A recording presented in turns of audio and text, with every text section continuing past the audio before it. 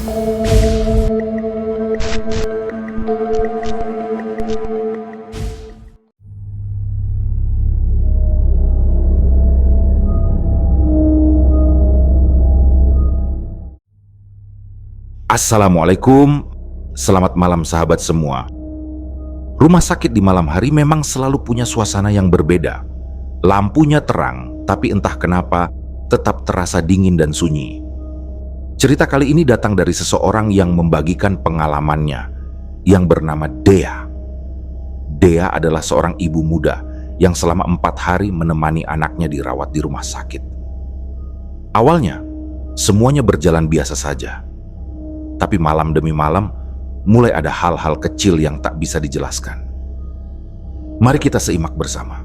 Inilah kisah mistis Dea saat 4 malam di rumah sakit. Peristiwa ini kualami sekitar tahun 2022. Dan hingga kini, setiap kali aku mengingat malam itu, rasa takutnya masih sama. Dingin, sunyi, dan sulit dijelaskan dengan logika. Sebelumnya, perkenalkan namaku Dea. Semua bermula dari anak sulungku yang tiba-tiba mengeluh sakit perut. Awalnya, kukira hanya gangguan ringan. Ia sempat kubawa ke rumah sakit kecil dekat rumah. Dan dokter mengatakan bahwa ia mengalami infeksi saluran kemih atau disebut ISK. Karena dinilai tidak parah, kami pun diperbolehkan pulang. Namun, setelah beberapa hari, kondisinya justru memburuk.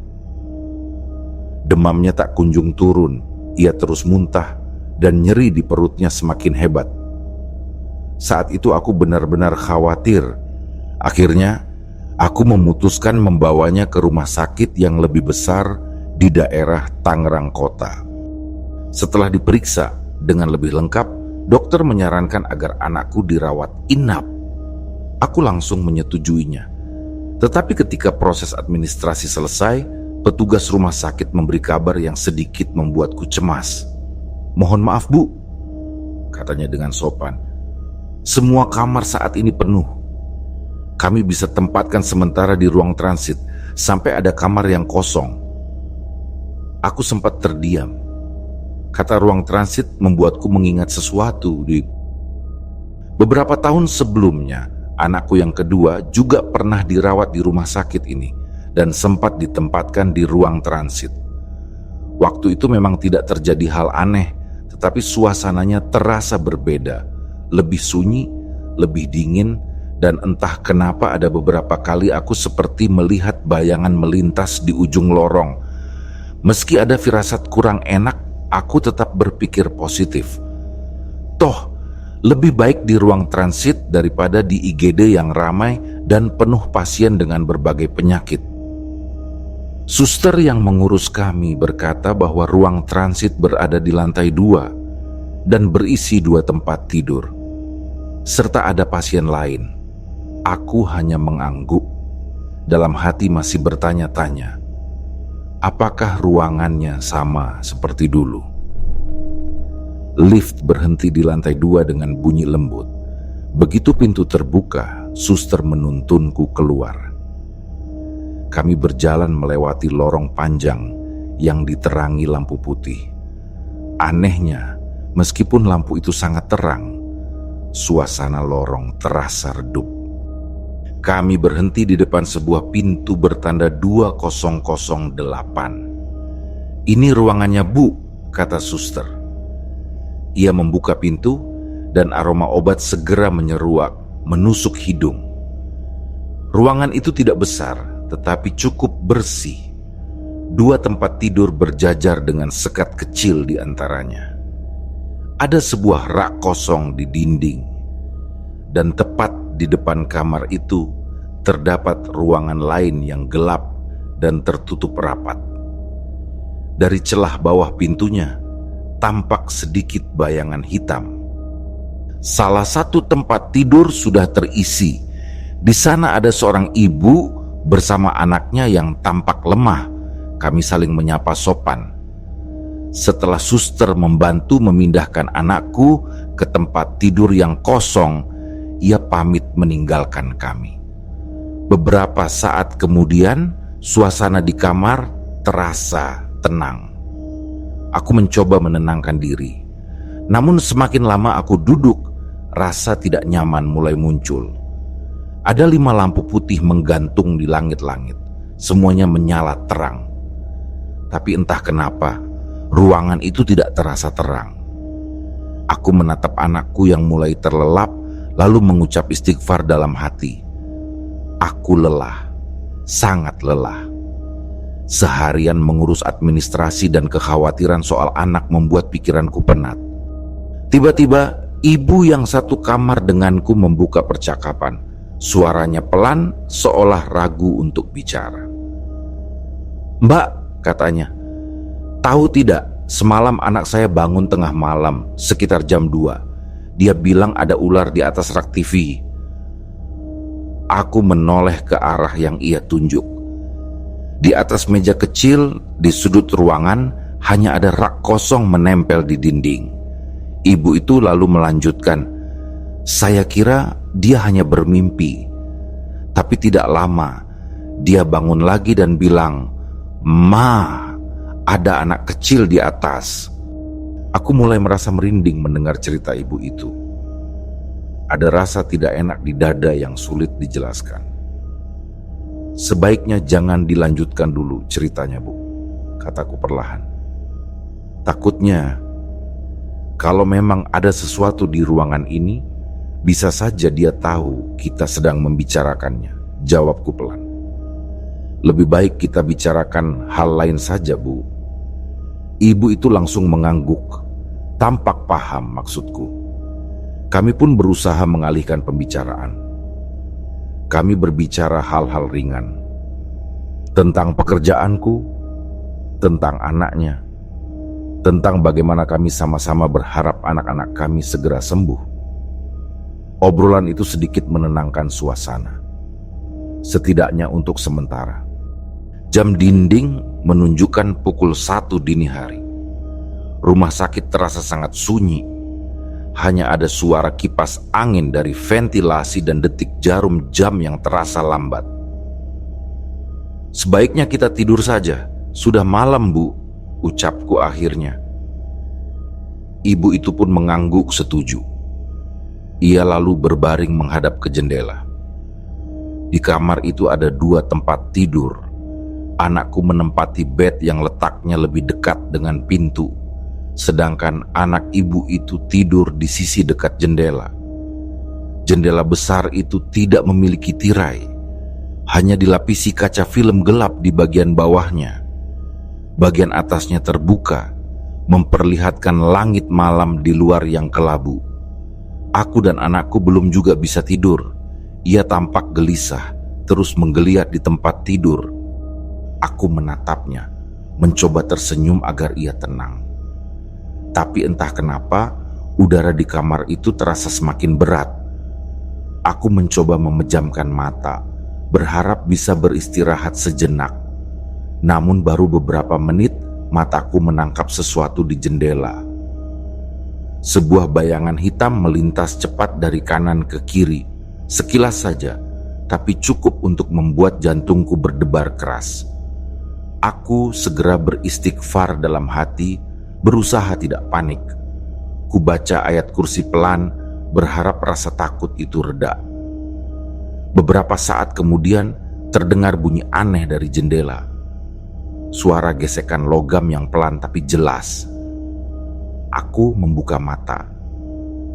Jendela itu memang berjeruji di bagian bawahnya, dan suara itu terdengar seperti sesuatu yang sedang menyentuh atau menggesek jeruji tersebut.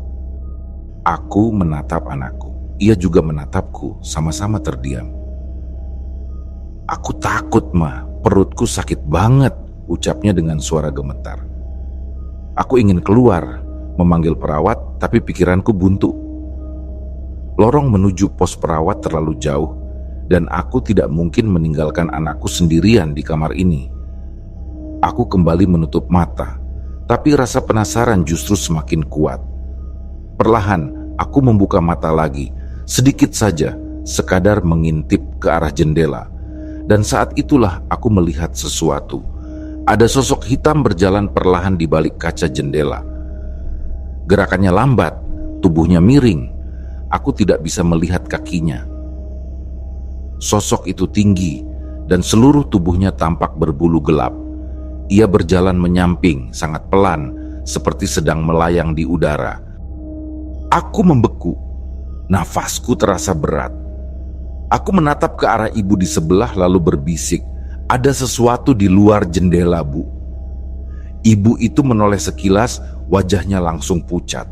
"Jangan lihat ke sana, istighfar saja," katanya pelan. Ia kemudian membalikkan badan, membelakangi jendela. Aku tahu dari caranya bicara, ia juga merasakannya. Aku berusaha kembali tenang. Namun saat pandanganku tanpa sengaja mengarah ke pintu kamar mandi, tubuhku langsung kaku. Dari celah pintu yang sedikit terbuka, kulihat ada seseorang berdiri di dalam.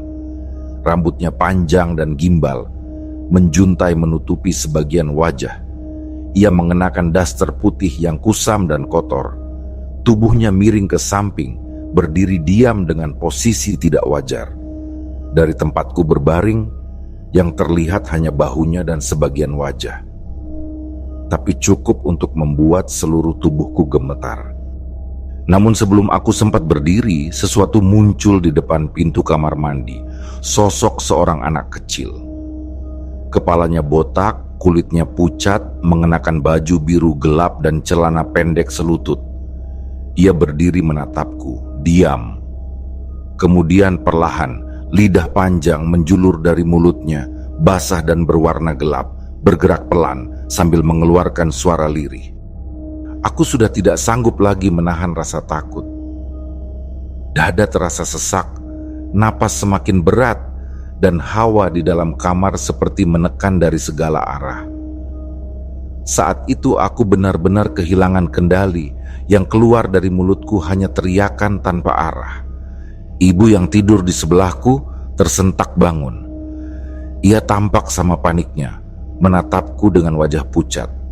Dalam kepalaku hanya ada satu pikiran, aku harus keluar dari sini. Aku sempat berpikir untuk menggendong anakku dan lari bersama, tapi tubuhku lemah dan langkah terasa berat. Ibu di sebelah malah menyarankan agar aku saja yang keluar mencari bantuan, sementara ia akan menjaga dari pintu. Hingga akhirnya aku memutuskan untuk memberanikan diri.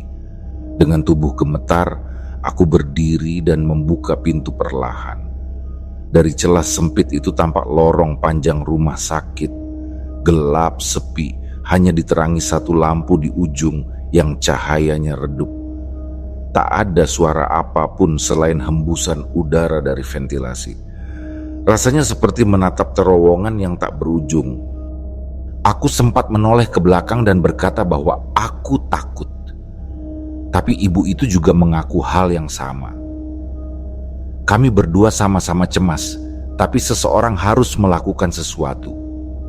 Aku menelan ludah, menarik napas panjang, lalu melangkah keluar sambil terus melafalkan doa.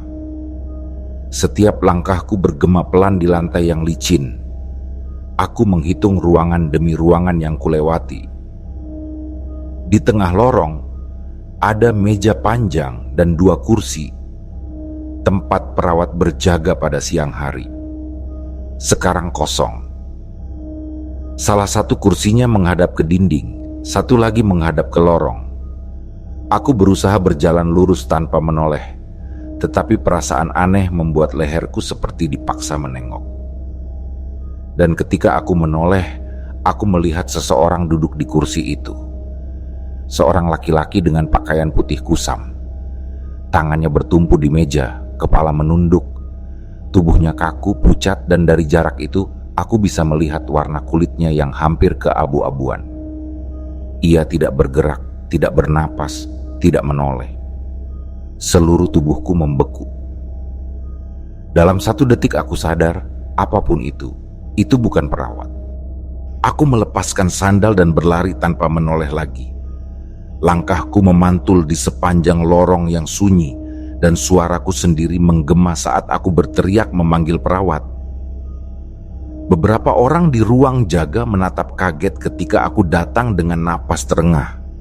Salah satu suster mendekat dan menenangkanku agar tidak berisik. Aku menjelaskan bahwa anakku berada di kamar 2008 dan aku tidak sanggup berada di sana lagi. Aku hanya ingin dipindahkan kemana saja asal bukan di ruangan itu. Suster muda di antara mereka memandangku lama, kemudian bertanya pelan, apakah aku baru saja melihat sesuatu? Aku tidak menjawab langsung, hanya berkata bahwa aku tidak ingin membicarakannya di tempat itu.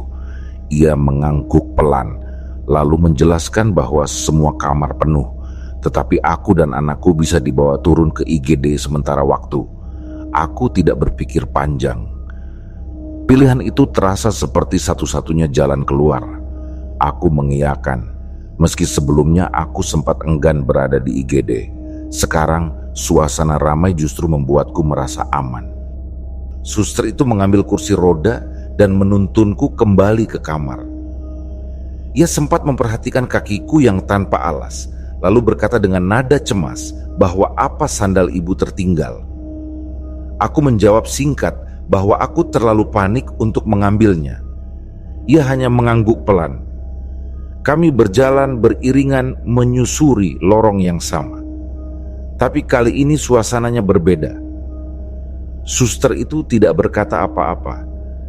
Hanya sesekali melirik ke arah kiri, ke tempat di mana aku tadi melihat sosok laki-laki pucat itu. Langkahnya melambat ketika kami melewati titik tengah lorong. Ia sempat menahan lenganku, lalu berbisik agar aku berhenti sebentar. Aku kira ia ingin mengambil sandalku, tetapi ternyata matanya menatap tajam ke sisi ruangan yang gelap. Wajahnya menegang.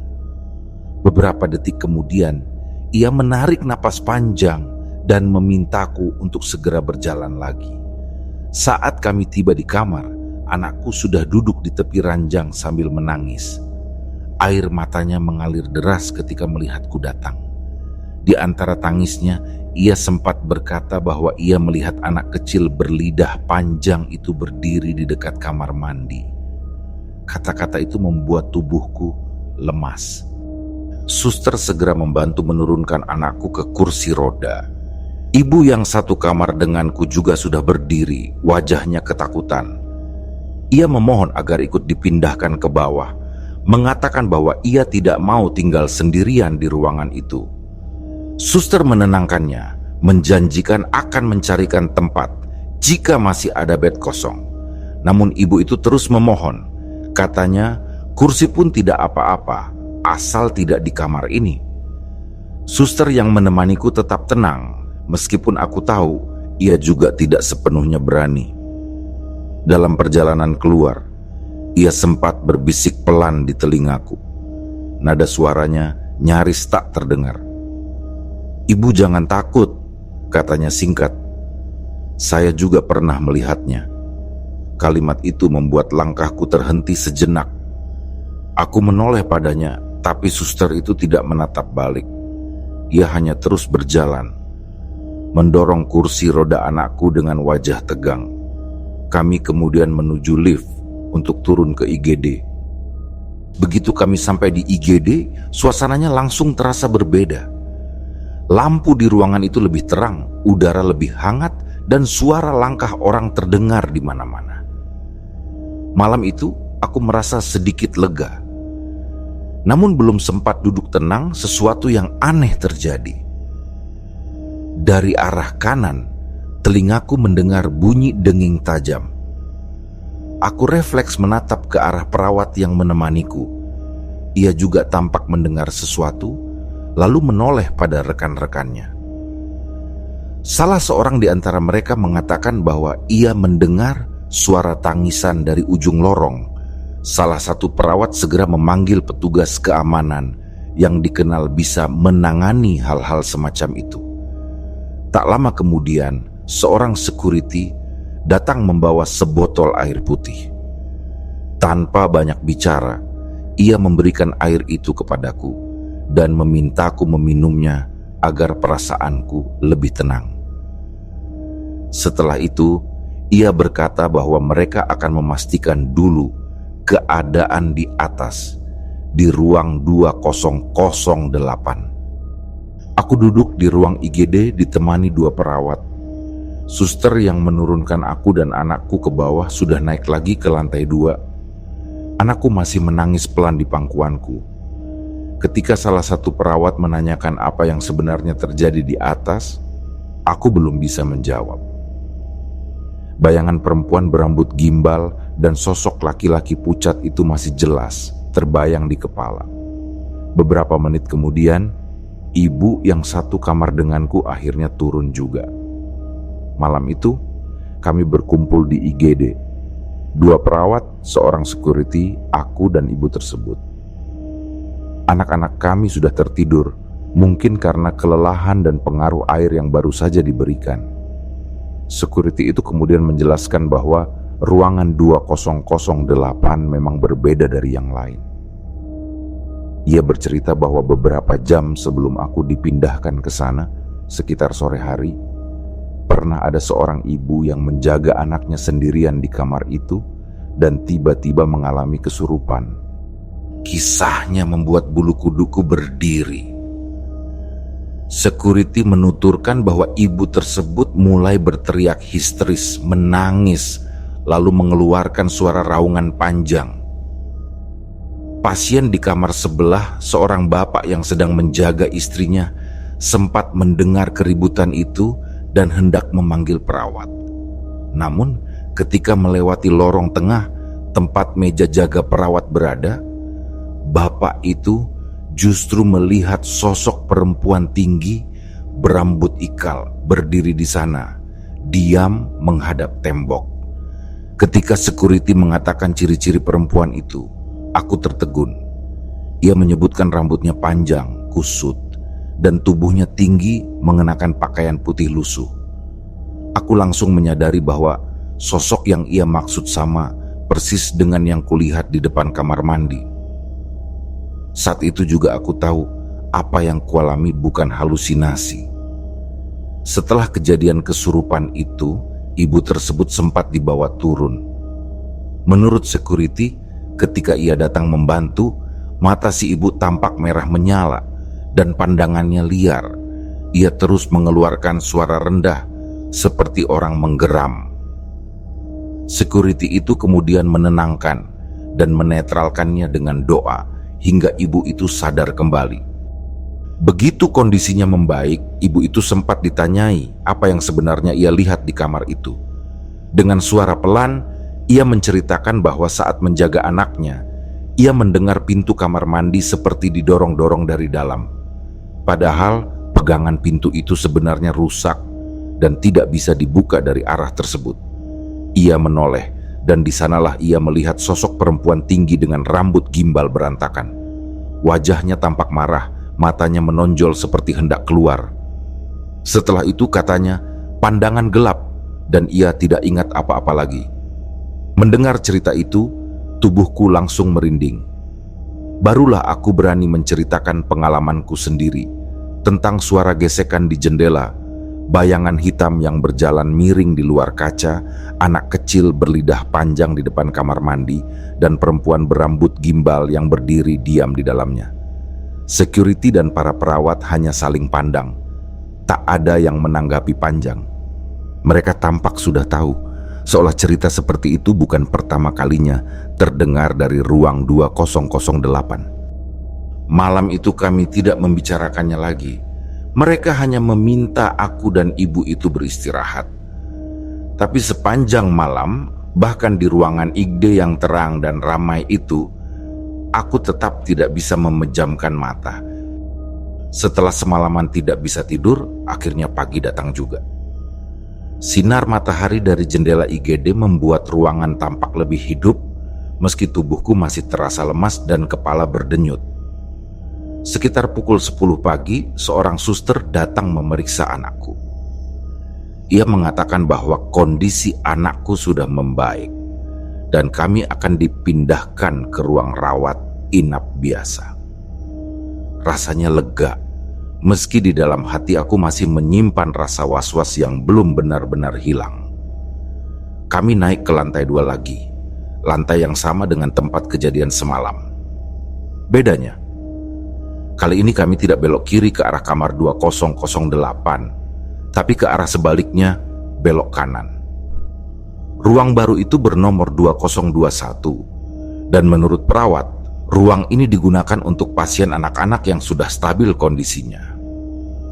Begitu pintu dibuka, aroma antiseptik langsung menyambut. Di dalamnya ada 6 tempat tidur. 4 tersusun sejajar menghadap pintu utama dan kamar mandi, sementara 2 lainnya menghadap jendela. Semua tempat tidur sudah terisi, kecuali 1 yang disiapkan untuk anakku. 2 pasien di ruangan itu masih balita, sedangkan yang lainnya sudah berusia sekolah dasar. Sebagian besar anak-anak itu dirawat karena demam berdarah. Suasananya jauh lebih ramai dan terang dibanding ruang transit semalam. Setidaknya kali ini ada kehidupan. Suara tangisan anak, suara televisi kecil di pojok ruangan, dan tawa pelan para orang tua yang berusaha tetap tenang. Aku duduk di sisi tempat tidur sambil mengatur napas. Di sampingku ada seorang ibu muda yang menjaga anaknya yang sedang sesak napas. Kami sempat berbincang ringan, saling bertanya tentang kondisi anak masing-masing. Ia bercerita bahwa setiap malam sekitar pukul 2, anaknya selalu terbangun sambil menangis histeris. Ia mengira anaknya hanya haus atau tidak nyaman, jadi setiap malam ia menyiapkan susu hangat untuk berjaga-jaga. Namun yang membuatnya heran, setiap kali jam menunjukkan pukul 2 lewat sedikit, hampir semua balita di ruangan itu ikut menangis bersamaan. Tangisan mereka tidak keras, tapi panjang dan melengking, seperti ketakutan akan sesuatu. Aku hanya mendengarkan sambil mencoba tersenyum.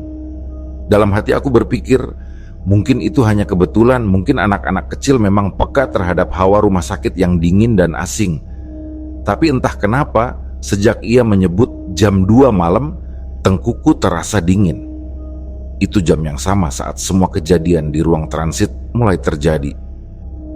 Sambil menatap ke sekeliling, aku baru sadar bahwa jendela di ruangan ini juga tanpa tirai, persis seperti di kamar sebelumnya. Dari jendela itu, aku bisa melihat sebagian bangunan rumah sakit berbentuk huruf L, dan di sisi seberangnya ada ruangan bersalin yang terlihat sunyi. Perawat yang menemaniku semalam sempat mampir memeriksa anakku lagi. Wajahnya tampak letih, tapi ia masih sempat tersenyum dan mengatakan bahwa ruang ini jauh lebih aman. Ia tidak banyak bicara, hanya berpesan agar aku beristirahat dan tidak memikirkan hal-hal aneh yang mungkin terlintas di kepala. Aku mengangguk, meski di dalam hati aku tahu rasa takut itu tidak akan hilang secepat itu. Malam pertama di ruang rawat inap itu terasa jauh lebih tenang daripada malam di ruang transit. Suara langkah petugas masih terdengar sayup dari koridor, dan lampu putih di langit-langit memantul di lantai yang mengkilap. Aku sempat berpikir, mungkin semuanya sudah selesai. Tapi ternyata ketenangan itu hanya bertahan sebentar. Sekitar tengah malam, aku mulai mendengar suara tangisan bayi dari ujung ruangan. Tangis itu pelan di awal, lalu semakin keras. Aku menoleh. Ternyata bayi di sisi tempat tidur seberang yang menangis. Ibunya, seorang perempuan muda, tampak panik. Ia berusaha menenangkan anaknya dengan menepuk-nepuk tubuh kecil itu sambil bersuara, seolah ingin menghentikan tangis. Tapi cara itu justru membuat suasananya makin ramai. Aku hanya memperhatikan, merasa tidak enak untuk ikut menegur. Dalam hati aku berpikir, seharusnya bayi ditenangkan dengan pelan, disolawatin, bukan hanya seperti itu. Belum sempat suasana kembali tenang, Bayi lain di ujung sebelah kiri juga ikut menangis. Tangisan mereka bersahut-sahutan, semakin lama semakin keras hingga anakku sendiri terbangun. Ia bilang ingin ke kamar mandi. Aku menuntunnya masuk ke kamar mandi di dalam ruangan.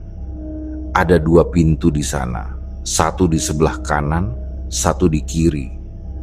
Tapi aku sempat teringat perkataan salah satu ibu bahwa kamar mandi sebelah kanan tidak pernah dipakai. Katanya lampunya sering mati sendiri. Aku tidak terlalu memikirkannya, mungkin hanya kebetulan. Kami masuk ke kamar mandi sebelah kiri.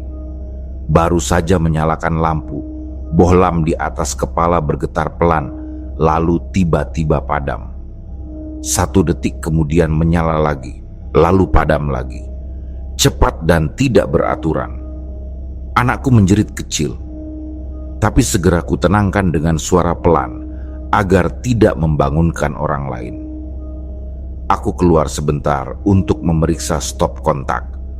Semua normal, lampu di luar ruangan tetap menyala terang.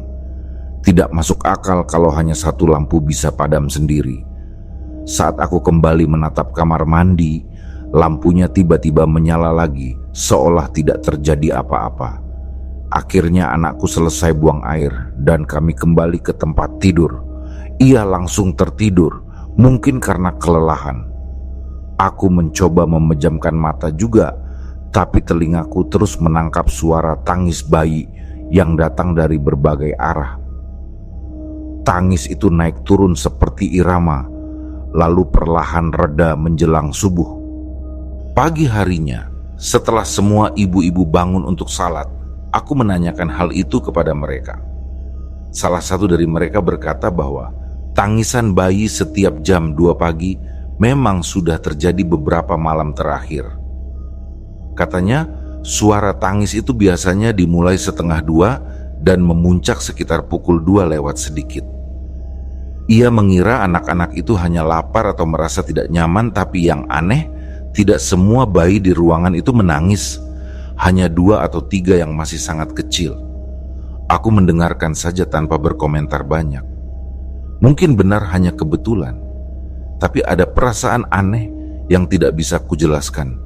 Kenapa selalu di jam 2? Hari berjalan normal hingga malam berikutnya. Semua tampak baik-baik saja. Tapi ketika jarum jam menunjukkan pukul 1 lewat, aku kembali terbangun. Ingin buang air kecil, aku berjalan ke kamar mandi dengan langkah hati-hati.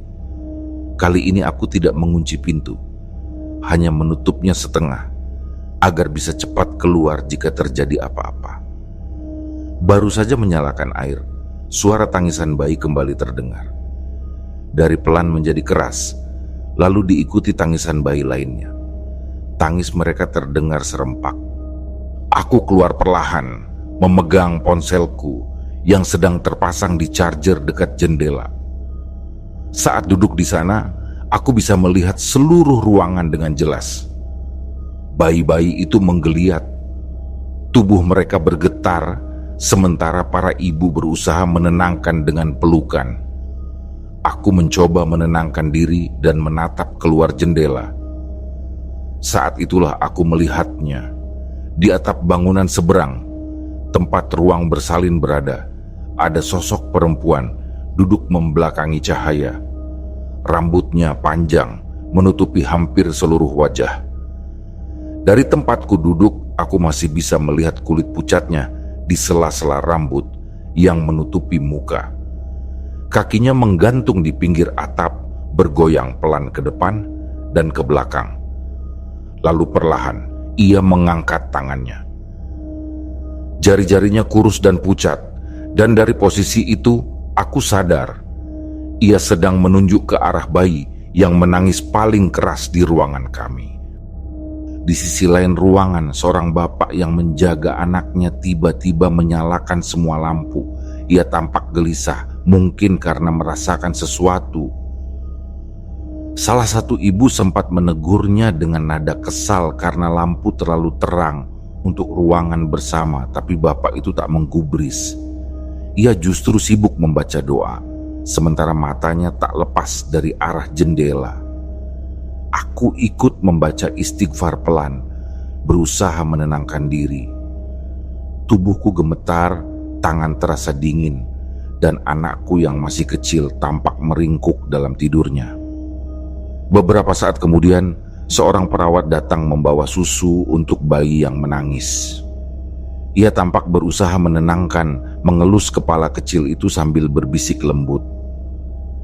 Aku mencoba meminta agar posisi tempat tidur bayi itu dipindahkan saja, merasa kasihan karena anak itu terus menangis tanpa henti.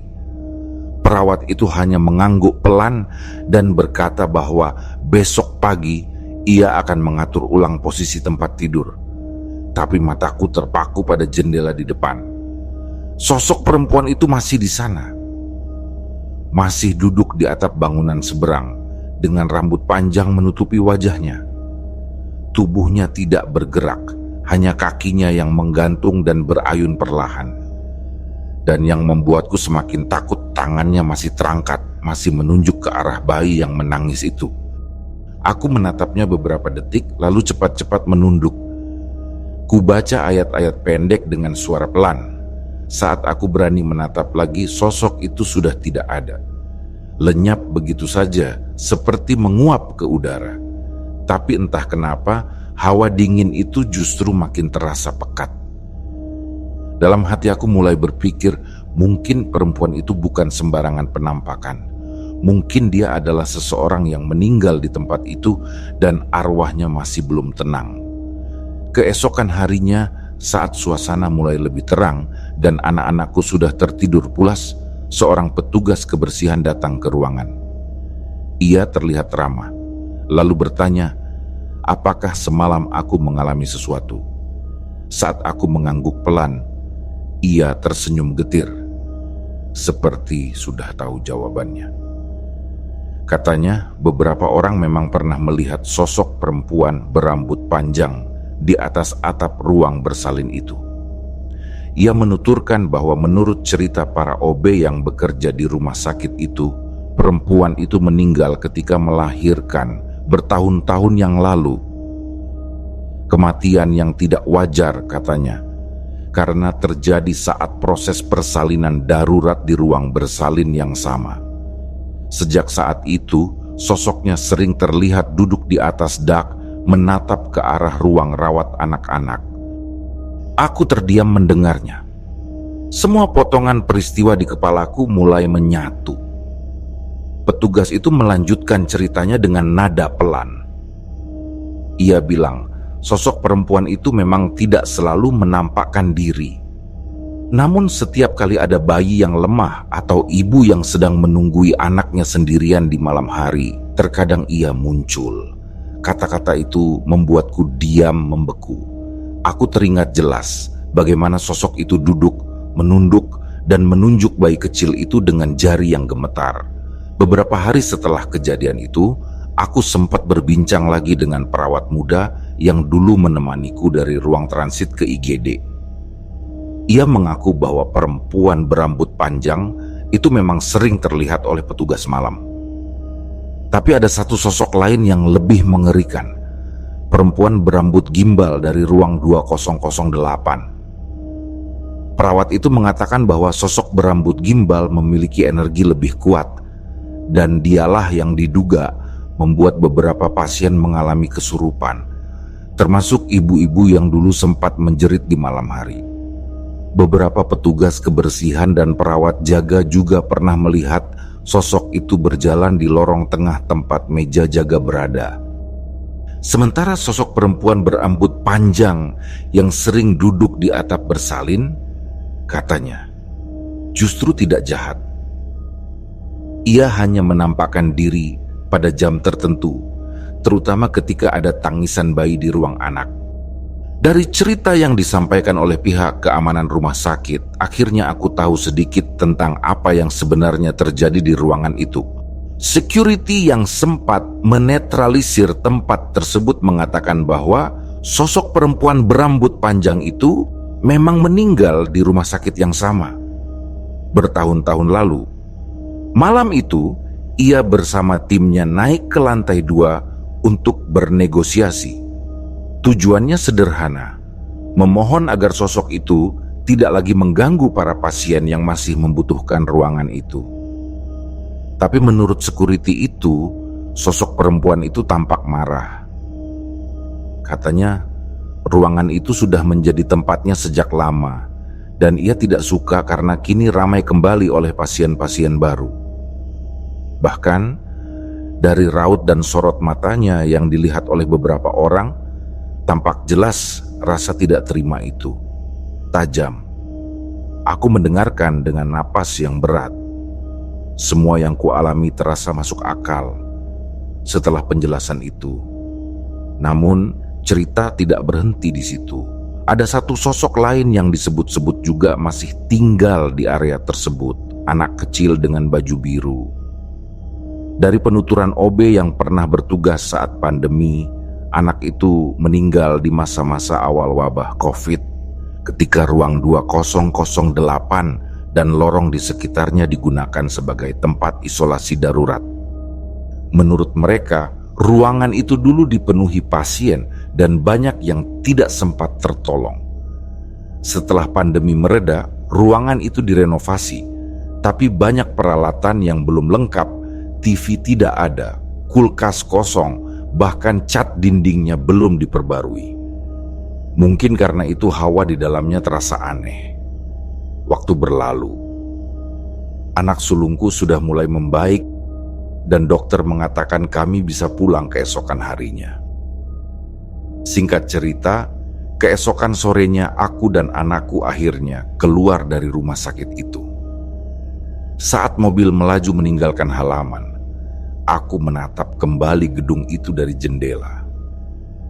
Di lantai 2, di antara jendela yang tanpa tirai itu, seolah ada sesuatu yang bergerak. Hanya sekelebat bayangan gelap, tapi cukup membuat tengkukku dingin lagi.